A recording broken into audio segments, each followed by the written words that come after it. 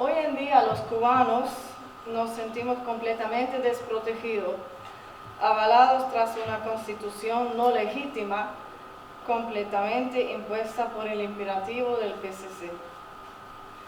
Pero sí hay algo que es verdad, es que muchos de los países donde existe una ley que respalda al pueblo, esa está sujeta a los principios de la Constitución que les avala.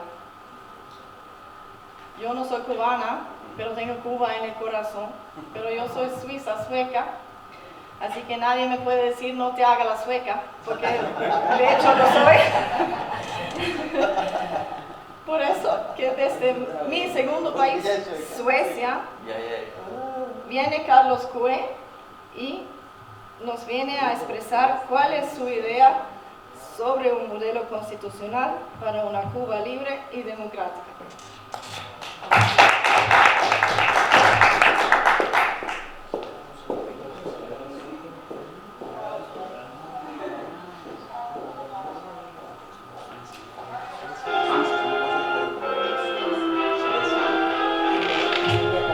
Les tengo que pedir, por favor, si no es mucho pedir, que se pongan de pie.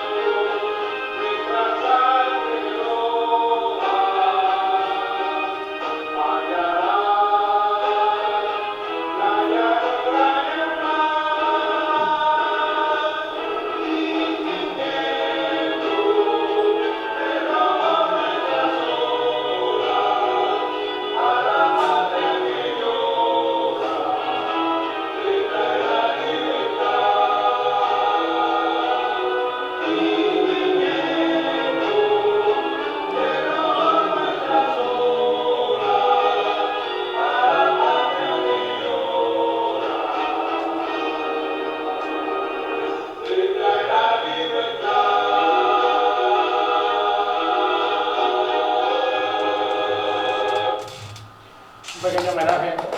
No se puede hablar de la Constitución.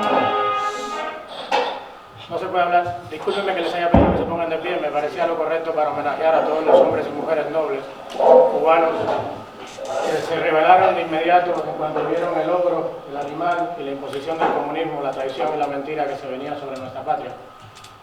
Que además lucharon de la manera y forma que encontraron conveniente, y que han pasado y han pagado uno de los presidios políticos más cruentos de la historia moderna, creo, de la humanidad después de la Segunda Guerra Mundial. Yo tenía una ponencia, pero no pude traerla completa.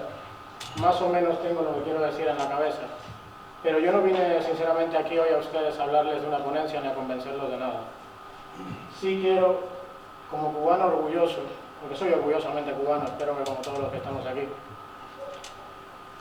encontrar un camino, un mensaje de empatía, algo que nuestros compatriotas en Camajuaní, en Segundo Frente, en Mayarí, en cualquier ciudad, localidad de Cuba, crea como una posibilidad real, algo que si él se decide a dar ese paso que todos anhelamos que den en algún momento, vea la materialización en su mente de llegar a esa libertad, pero no solo la libertad ideológica que todos tratamos de expresar y de educar, y en la que también hemos sido educados después muchos, otros no, respetando lo presente, de abandonar nuestro país. Yo soy un cubano más que salió de Cuba sin conocer la verdadera historia de nuestro país. Yo nací bajo el régimen tiránico. A mí me dividieron un día en la escuela, en una pizarra, la historia de Cuba, y me dijeron que la historia de Cuba pasaba por colonia, neocolonia y revolución. Así me lo enseñaron en la escuela. Cuando descubres la historia de nuestro país, no puedo sentirme más orgulloso de lo que un día fuimos.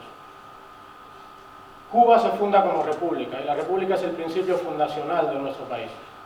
Yo respeto todo, pero no pretendo cambiar la identidad nacional y el principio fundacional de nuestro país. Cuando en Cuba 3, 5, 10.000, 20.000 o 30.000 ciudadanos cubanos que eran españoles en una provincia de ultramar decidieron dejar de serlo porque querían, les nacía, se sentían ciudadanos cubanos, lucharon con más, menos aciertos, con mucha nobleza y valentía, de eso sí estoy seguro, y ganamos, con ayuda, sin ayuda, pero ganamos. Se fundó Cuba independiente y soberana, se fundó la República de Cuba.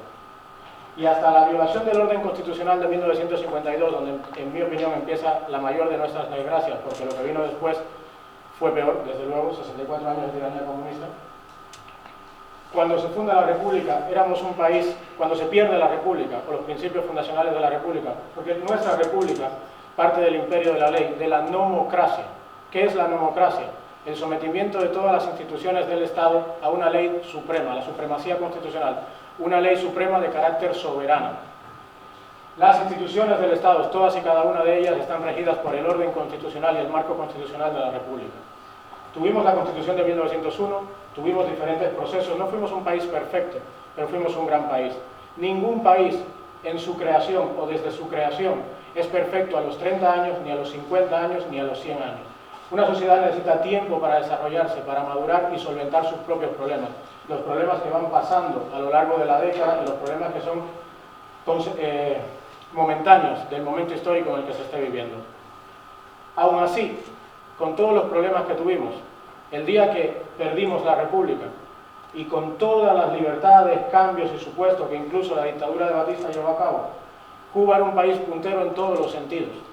Éramos la cuarta economía de la región. Estábamos en los primeros, en el ranking del 1 al 10 de cualquier estándar de calidad de la época.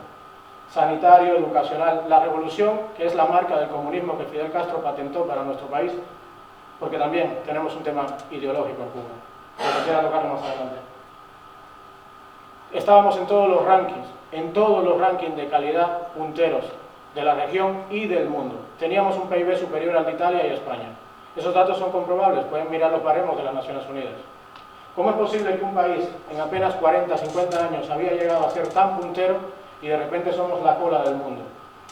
¿Qué hicimos bien? Solucionar nuestros problemas.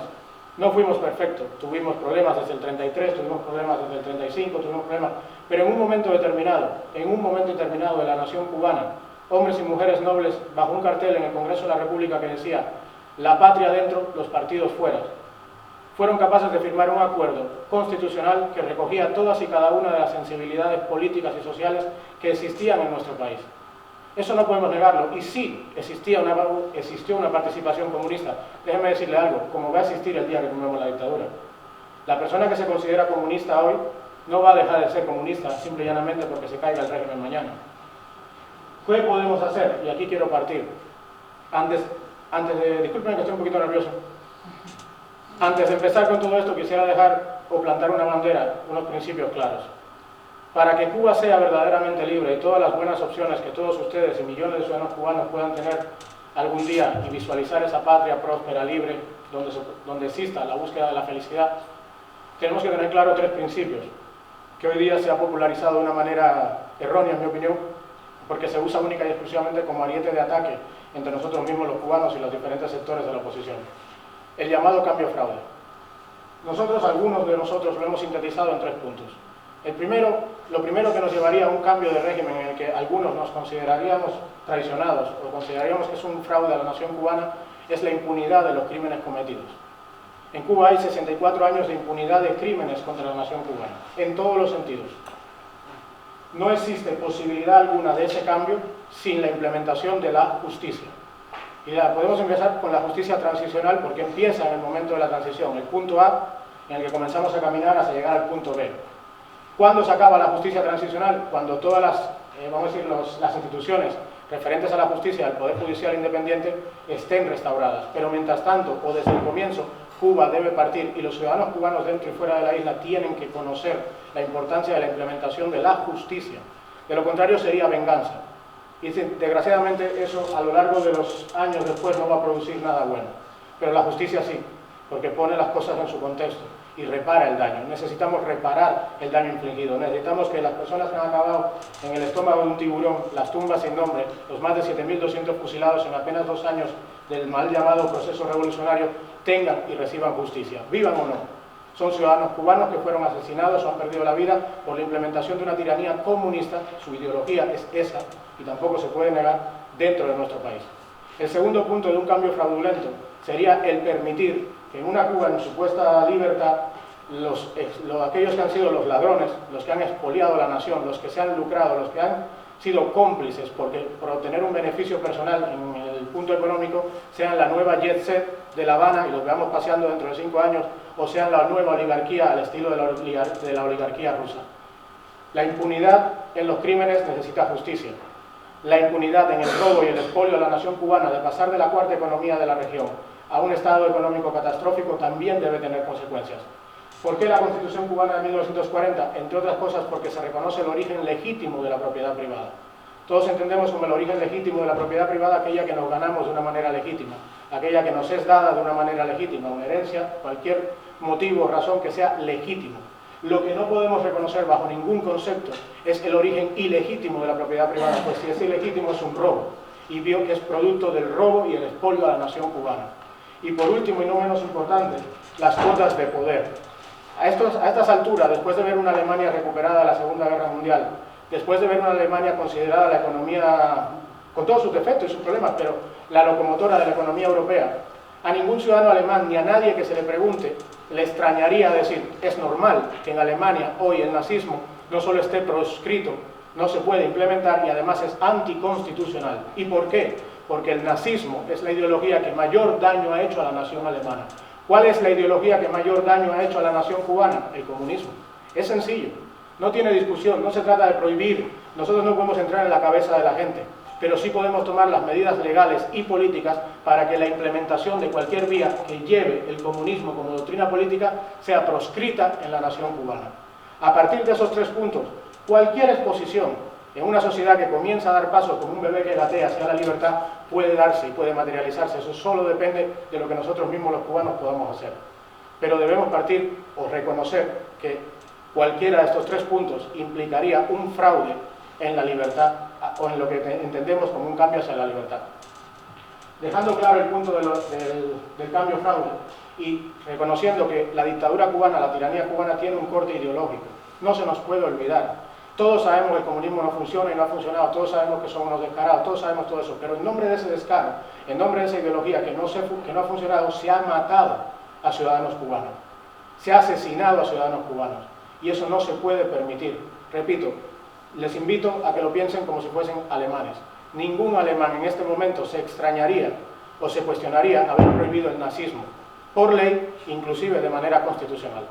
La Constitución cubana de 1940 nos da los elementos necesarios para que cualquier ideología que atente contra el desarrollo democrático de la República, y lo dice textualmente, sea proscrita. Por tanto, no tenemos que complicarnos tanto, solo lo tenemos ahí, es nuestro, lo hicieron nuestros antepasados, y permítanme que les recuerde, lo hicieron en nombre de los partidos fuera, la patria dentro.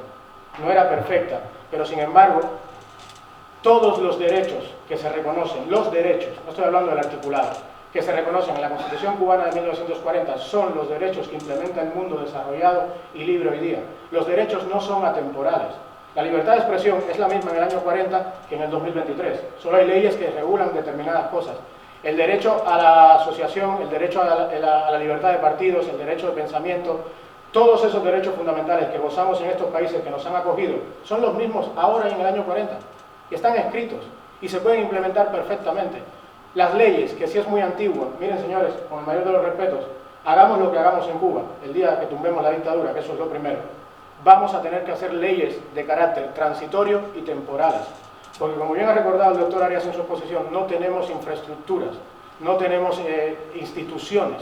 Todas las instituciones de Cuba están viciadas. No hay separación de poderes. En Cuba, en la Asamblea del Poder Popular, te puedes encontrar a alguien que sea militar, que sea miembro del partido único, pero en la justicia cubana te puedes encontrar a un juez que sea militar, miembro del partido. O sea, no existe ningún ápice de separación de poderes. Es imposible transitar con las instituciones y la legalidad del régimen comunista. Si transitamos, por más que lo queramos disimular, vender bien, suavizar, si transitamos con la legalidad revolucionaria, o la mal llamada legalidad revolucionaria, estamos transitando con las leyes que Fidel Castro implementó para asesinar y destruir la nación cubana. Por un tema de conciencia y de honor no deberíamos permitirlo. Quizás no somos perfectos, pero podemos hacerlo mejor. Lo que nunca sabremos es a dónde hubiese llegado Cuba con los niveles que tenía desde que se estabilizó la República en su última votación, en su última elección soberana, que fue el marco constitucional. No sabríamos a dónde hemos llegado. En estos días también hemos visto la polémica de la deuda. Algunos se han enterado ahora, pero muchos somos conscientes de ello hace tiempo. ¿Por qué la implementación de la Constitución cubana de 1940? Porque si la implementamos o la restauramos por la continuidad de iure, automáticamente, y esto es importante entenderlo, todas las leyes que ha implementado el régimen tiránico, todas y cada una de ellas, son anticonstitucionales. Si todas las leyes que el régimen tiránico ha implementado como anticonstitucionales, también aquella deuda que ha encargado en nombre del Tesoro Nacional de la República de Cuba. En la Constitución cubana, en su articulado, encontramos un artículo que dice: el Banco Nacional de Cuba es garante de la deuda soberana, siempre y cuando esa deuda se haya concebido en base a los principios y la ley que marca esta Constitución. Si nosotros restauramos la Constitución cubana de 1940, aunque sea un día, toda la deuda que ha contraído la dictadura cubana es anticonstitucional. Y el Banco Nacional de Cuba no tiene que responder a eso, porque esa deuda no se ha hecho en base a los preceptos que marca el marco constitucional y la normativa que rige o regulaba al Banco Nacional de Cuba. Esto no lo digo yo. La jueza Cockerill, en la sentencia, como antecedentes de hecho, la sentencia de Londres, pueden buscarla, ¿cuáles son los antecedentes del hecho que busca la jueza Cockerill para ver el origen del Banco Nacional de Cuba? Su creación. La jueza Cockerill entiende, y lo refleja así, que el último gobierno democrático de Carlos Prío Socarrás da la creación del Banco Nacional, que a partir de ahí, y lo cataloga desde el año 52, búsquenlo por favor y tradúzcanlo, Cuba entra en una serie de procesos revolucionarios. Por tanto, en la Constitución no se habla de ningún proceso revolucionario que avale la deuda del Banco Nacional de Cuba. Esto no es una verdad absoluta, y los acreedores no van a decir: bueno, sí, tú digas eso, pero nosotros, como ciudadanos de la República de Cuba, también tenemos el derecho a plantarnos. Y también tenemos algo que dentro de la legalidad nos ampara para defender el no pago, o desde luego, no la forma, vamos a decir, abusiva o que nos hunda en esa deuda. Yo soy una persona realista, yo sé que el mundo funciona como funciona. Los fondos de inversión no entienden de estas cosas, pero nosotros tenemos y necesitamos recabar todo el escudo protector de la defensa de la soberanía para defendernos de esas cosas. Después ya veremos a qué punto llegamos y cómo lo solucionamos. Tampoco pretendo sacar a Cuba y aislarla de las herramientas del mercado internacional o de del sistema financiero internacional, pero sería bueno que entrásemos con la dignidad necesaria y desde luego con nuestra verdad. La Constitución cubana de 1940. Hoy aquí se ha hablado de pensiones, un tema muy importante, por cierto. Yo también creo que tenemos una sociedad envejecida y necesitamos algo. Tenemos aquí a unas personas de la República Checa con la que podemos confrontar y debatir el modelo de transición checa. ¿La Constitución cubana necesita reformas? Sí. Pero no son las reformas respecto al articulado concreto sobre la producción de azúcar. ¿De qué producción de azúcar nosotros nos tenemos que preocupar el día que se caiga la dictadura si no producimos azúcar? El día que el mercado se recupere y los campesinos, los empresarios empiecen a renovar centrales, empiecen a pensar en eso, habrá un Congreso electo en la República. Y obviamente aquello que no procede no se aplicará, porque no somos extraterrestres, somos personas igual que el resto del mundo que lo ha hecho bien. Nosotros no vamos a ir en contra natura ni vamos a ir en contra de nosotros mismos. Usaremos la lógica y el sentido común en aquello que tengamos que reformar, pero lo haremos en libertad y según o lo más apegado posible al marco constitucional de la República. Perdón. El artículo, ¿no te gusta la Constitución del 40? Perfecto, es tu derecho. Lo que no se puede hacer es decir que tú eres menos cubano que yo porque no la defienda o menos cubano que yo porque no estés de acuerdo, porque eso también va en contra precisamente de la Constitución. La Constitución, estés de acuerdo o no, te protege, como te protege la Constitución en Estados Unidos aunque no te guste, como te protege la Constitución en España aunque no te guste. La Constitución nos protege a todos los ciudadanos cubanos de la República, dentro y fuera. Y eso es algo que deberíamos tratar de entender a la hora de partir o de iniciar dentro de la legalidad necesaria. ¿Por qué? Está muy bien, todos podemos tener una idea maravillosa de todo lo bueno que podemos implementar en Cuba. Eso está genial. Pero, señores, el mundo, si todo fuese tan sencillo como coger lo mejor del mundo y hacerlo, pues probablemente no había países pobres, porque todos harían lo mismo. También necesitamos una sociedad que vaya madurando y entrando dentro de esa participación y dentro de ese sistema, dentro de lo que es la vida en libertad. El ser humano, yo no sé si es bueno o malo por naturaleza, pero sé que no es perfecto. Todo lo que sea el cambio político en Cuba debe partir, en primer lugar, de la misma línea y, en segundo lugar, dentro de unas garantías para todos. Y además debe ser auditable. Y para ser auditable, todo lo que se haga pegado al marco constitucional, un Congreso electo, disculpen, lo puede chequear. El artículo 286, para si no te gusta, no te preocupes. El artículo 286 permite la reforma de la Constitución. Muy fácil, muy sencillo. Usted y 99.999 cubanos más puede proponer una reforma constitucional. Eso significa que en un censo de 6 millones de cubanos, más o menos, andaremos por ahí o más, estamos tirando a números mínimos, el 100.000 ciudadanos electores es el 1,6%. Nadie puede decir que esta Constitución es autoritaria si el 1,6% puede someterla o convocar un cambio. No se puede decir que no es autoritaria o que no refleja o que corta o que cohíbe o que se impone. El 1,6% de un censo de 6 millones tiene capacidad para implementar los cambios necesarios en dicha Constitución. Más democrático que eso no existe. Porque dense cuenta que cualquier iniciativa popular, cualquiera que transgreda la soberanía o afecte al marco soberano, lleva más o menos en todos los países desarrollados y libres ese número, 100.000. Nosotros también lo tenemos, pero lo tenemos desde el año 40. Los derechos, vamos a decir, los avances de las sociedades modernas, el matrimonio homosexual, los derechos digitales. No confundamos derechos y leyes, pero sí quiero decir una cosa, en Cuba en el año 40 ya existe en la Constitución una ley que permite a cualquier pareja, sin especificar sexo, que vaya ante un juez y homologue su unión al estatus de matrimonio, en el año 1940. En el año 1940. Las sociedades han tenido que pelear mucho, mucho, para avanzar en ese aspecto. En el año 1940, la sociedad cubana no era perfecta, pero qué mayor ejercicio de recuperación de la memoria y qué mejor espíritu para reconstruir el país que todos aquellos que son los que existen hoy, los que tenemos aquí, participen. La única que esta nos protege, nos da una protección, que es que no puede permitir que aquel que tiene la ideología comunista o aquella que atenta contra el desarrollo democrático de la República lleve a la práctica. Perdón. La educación en la Constitución cubana de 1940. Algunos habrán oído de las escuelas normalistas.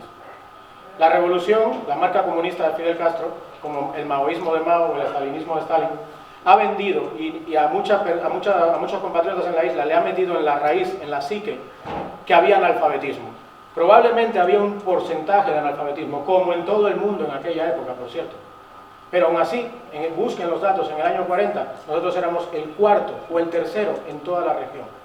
El cuarto o el tercero. La Constitución cubana permite la educación pública, la educación privada y la educación religiosa. ¿Cuál es el problema con eso? La Constitución cubana permite la creación de centros de alto rendimiento. Nosotros debemos ser inteligentes y prácticos y, por supuesto, aplicarlo al 2023. Cuando viene una empresa a invertir, por ejemplo, Volkswagen o AT&T, cualquier empresa, hoy día, cada vez que una empresa va a un país que se respeta, no lo quiero decir con menosprecio, pero no estoy hablando de poner una fábrica en la India con trabajo esclavo y pagarle una miseria. No estoy hablando de eso. Estoy hablando de una inversión extranjera que genere riqueza y que a la vez traiga y nos ayude a avanzar a velocidad express en la tecnología que necesitamos, y en los medios y en la innovación que se nos ha quedado obsoleta por venir de un régimen comunista. Nosotros podemos pedirle a cualquier empresa extranjera que venga a Cuba, como se hace aquí, como se hace en Europa y en el mundo, que monte un centro de alto rendimiento. Tú puedes poner una fábrica mañana en Cuba de Volkswagen, pero trae también un centro tecnológico de Volkswagen para que los muchachos que salgan de la universidad, graduados de ingeniería automotriz, se adapten directamente a la tecnología que se usa en el año 2023 y a la que se está preparando para el 2050. Todas esas herramientas legales las tenemos dentro del marco constitucional de 1940. Lo que pasa es que no lo buscamos porque ya sé que hay algún tipo de connotaciones negativas. La autonomía de las universidades. Fidel Castro engañó a todo el mundo, igual que lo hizo Raúl Castro. Un día, en la fortaleza de Colombia, en el cuartel de Colombia, estaban lo que quedaban del directorio y de las organizaciones estudiantiles que habían participado en la lucha, discutiendo cómo se iba a restaurar la autonomía de la universidad. Entró Raúl Castro, metralladora al hombro, con su camarilla, y dijo: aquí el que va a mandar en la universidad va a ser fulano, mengano y mengano. Así se perdió. Y por eso no se puede decir bajo ningún concepto que la revolución o Fidel Castro restauró la Constitución cubana de 1940. La Constitución no es algo que yo pueda imponer, es decir, no podemos olvidar lo que era la justicia revolucionaria. No podemos olvidar que el Poder Judicial cubano, en un momento determinado, los que se pasaron mal, pero los que tuvieron que huir y exiliarse también, porque había una justicia paralela, porque había tribunales revolucionarios a base de bayoneta y metralleta. Así no se puede decir, eso no es un juego justo, eso no es una pelea justa, para usar el argumento de que Fidel Castro restauró la Constitución. La autonomía de las universidades. Sí, si en aquel momento teníamos la Universidad de La Habana, pues hoy será sencillo, es autonomía de las universidades en general, no importa cuál sea. Si teníamos 6 provincias y hoy tenemos 16, pues está bien, esos temas son secundarios. Y por supuesto, yo personalmente no soy partidario de generar ni el más mínimo coste público innecesario, porque costaría más reenfocar todo eso que simplemente coger el modelo geográfico que tenemos y aplicarlo o modernizarlo. Ahora, ¿la Constitución lleva reformas? Sí, claro que lleva reformas, el gasto público. Si un artículo de la Constitución dice que el Estado implementará los recursos a su alcance, limitemos los recursos al alcance del Estado. Sencillo. Estonia también salió de un país, de una dictadura comunista, salió de la Unión Soviética. Estonia tiene algo que se llama el Currency Board. Estonia, ningún gobierno de Estonia, ninguno, sea socialdemócrata, de izquierda, de derecha, de lo que sea, puede gastar más de lo que recauda. Eso se llama ponerle un techo al límite de gasto público. Eso se hace en una reforma en el Congreso, eso no tiene mayor discusión y no cambia el valor de nuestra Constitución. El marco constitucional, ¿por qué es importante los límites? Hoy se ha hablado aquí de muchas cosas. Les voy a recordar algo.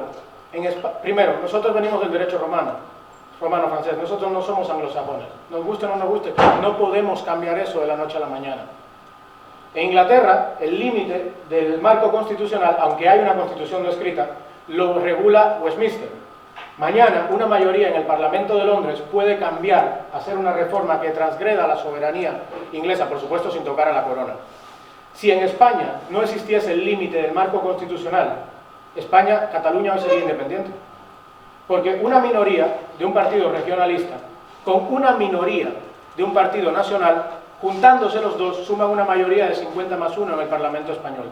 Y si no existiese la Constitución española y el artículo 155, el Tribunal Constitucional y las fuerzas de seguridad del Estado que responden al Poder Judicial en última instancia, hoy en día Cataluña sería independiente con el referéndum. El resultado electoral, tenemos una derecha en España a nivel nacional que tiene más de 170 votos. Y tenemos un partido socialista que juntándose con Podemos tiene 150 y pico votos.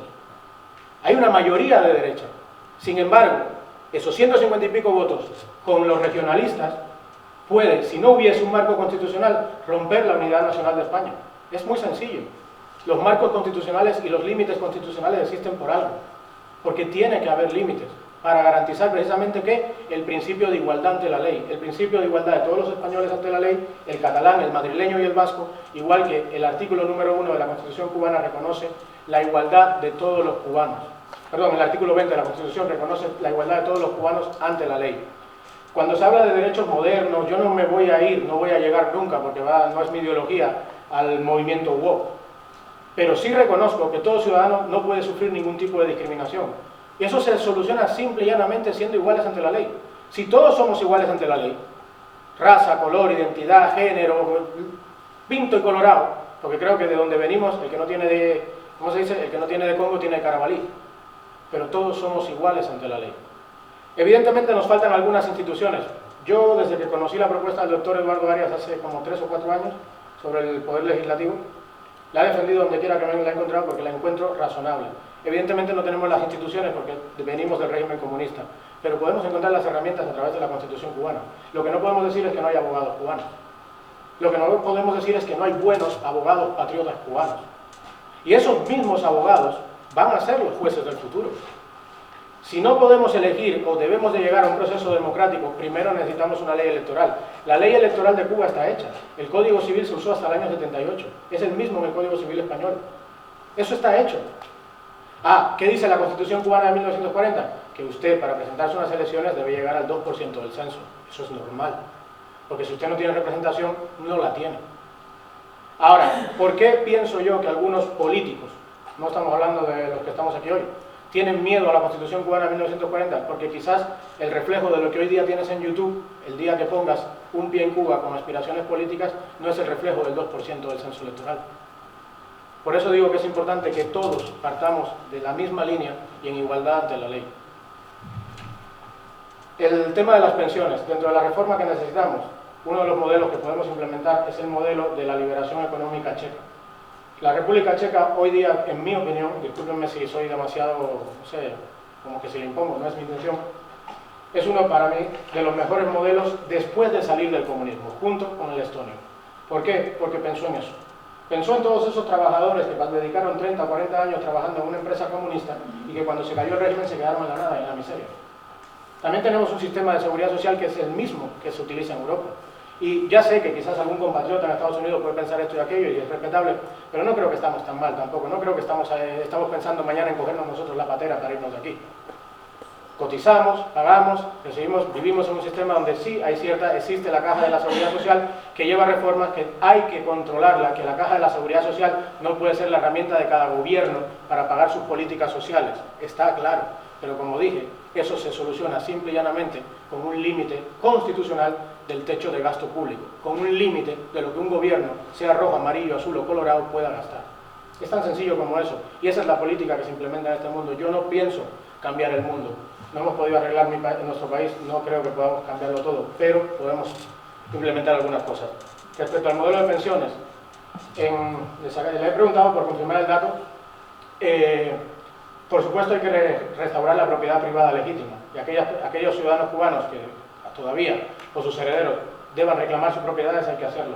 Pero también hay que tener en cuenta la inversión humana, el capital humano que ha producido y que ha estado ahí y que no se puede quedar en las calles. Porque el modelo checo hizo una especie de cupos, es decir, es una especie de repartir parte de las acciones de esa compañía a esos trabajadores, que evidentemente un trabajador, no sé, del sector del metal no tiene por qué ser el cerebro director de la fábrica o buscar la manera de producir, porque no es su punto es otro, su profesión es otra.